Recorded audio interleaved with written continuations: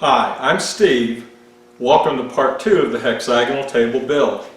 In this video we're going to cover one thing, the most challenging part of the project for me, were the stretchers around the top. These required angled tenons and go in essence through a bridle joint around the top, and the position of these, as I found out, was quite critical. I kind of knew that beforehand, but I learned it multiple times during this. So we'll cover how I addressed this and how I recovered from my mistakes. So without further ado, let's get on to part 2 of the hexagonal table build video. Thanks for watching.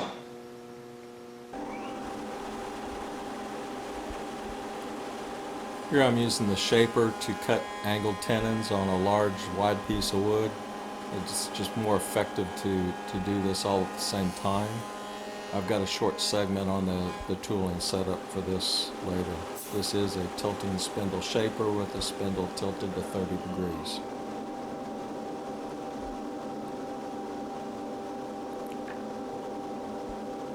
You'll notice on this piece I milled the tenon excessively long and I left the flat on the very end of the board, and that provides me a reference point so that I can accurately measure the length of the tenon overall.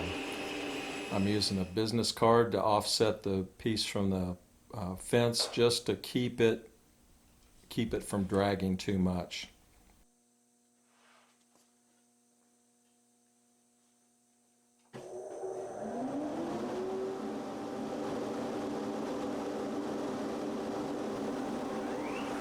Now I'm cutting the opposite side of the stretcher.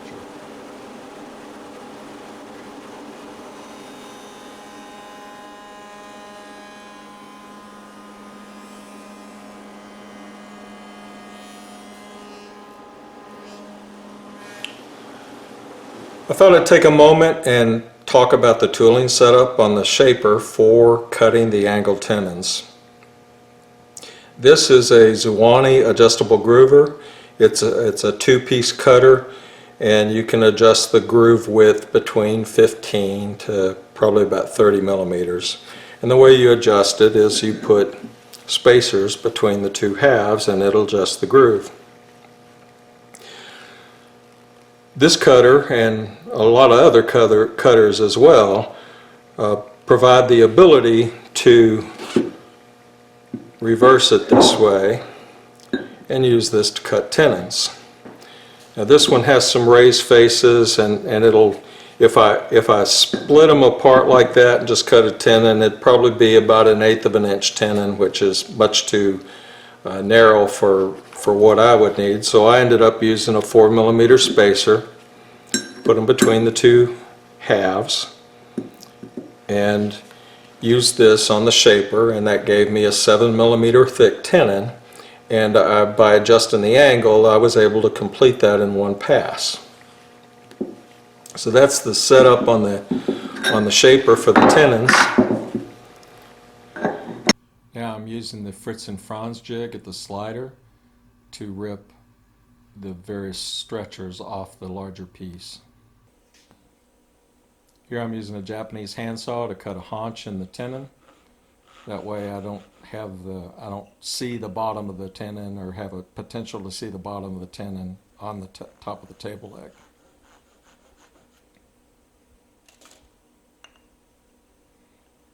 If you're off a little on the saw cut, you can always clean that up with a chisel.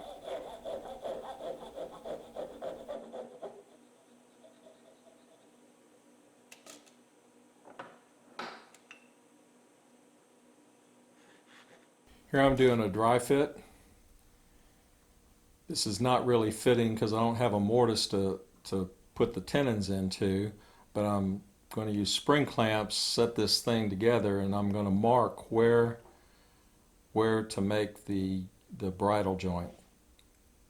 This turned out to be not the optimal way. First, I'm using a 0.5mm mechanical pencil to mark these things out. I'm trying to get this as even as I can. Notice I do have this thing clamped together to keep the legs from separating.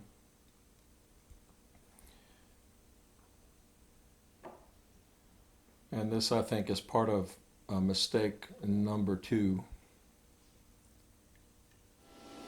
Here I'm using the business card to keep excessive drag, and I've got a spacer under the leg, and I'm using the inside of the leg as the reference because it's kind of hard to clamp and on the table the curved portion. And I did make a mistake because my backer board, one of the screws I used to attach it to the aluminum fence, caused some blowout on the legs, but they were covered up by the stretchers. Here I made a mistake because I positioned the bridle joint in the incorrect position, and I ended up with gaps, so I'm going to glue in some filler blocks and then redo this process again. Here's the second attempt at this. I'm using a marking knife this time, which I think might have done it better, but my gut was telling me not go as far. The measurements were telling me to go this far. I should have gone with my gut, because when I put this thing back together, then it was way too tight. I mean, everything fit up beautifully right until the very last piece. And because it was too tight, I could fit it into place, but the upper 3-way cross-lap stretchers, they started coming out of the mortises when I fit it up. I would do this much differently again. I think I would have inverted the table and traced out the top of the legs on a piece of paper, and then figured out the best location for the bridle joint location on paper rather than on wood, and I only had so much wood, so I think it would have been a lot less stressful. So here I am using the shoulder plane instead of re-going through the process again, using the shoulder plane to clean that up. I ended up taking a lot more material off than I really wanted to, but hey, once I started down this route, there was no going back.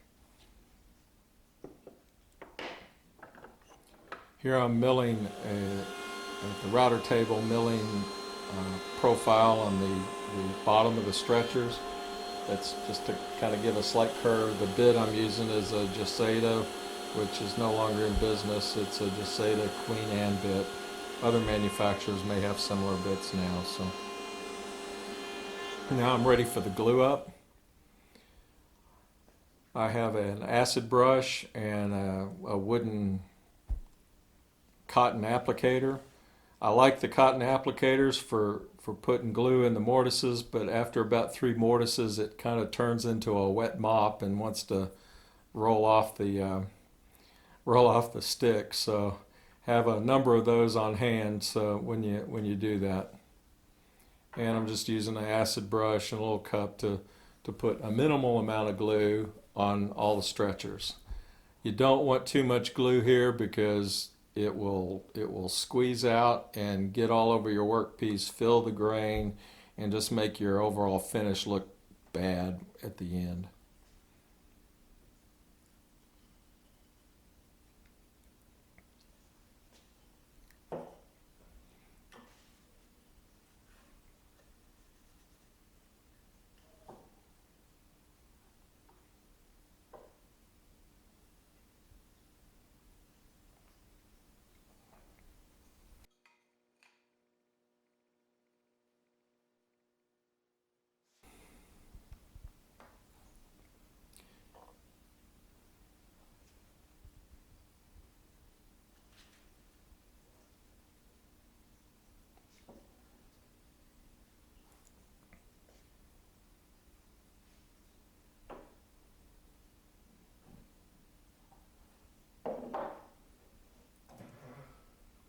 Now I'm going to use band clamps around the bottom and upper 3-way cross-lap stretchers.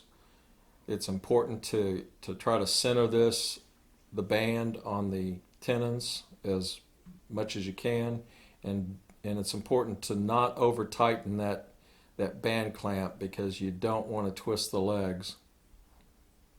Now I'm applying glue to the the bridle joint mortises and to the angled tenons on the upper stretchers. I did mark these, that's what the blue tape is, on what stretcher goes where.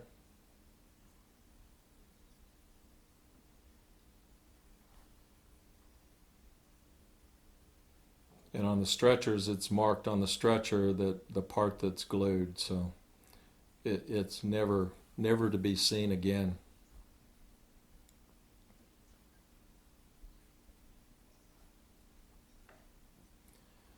And that last piece is going in. It requires some gentle persuasion.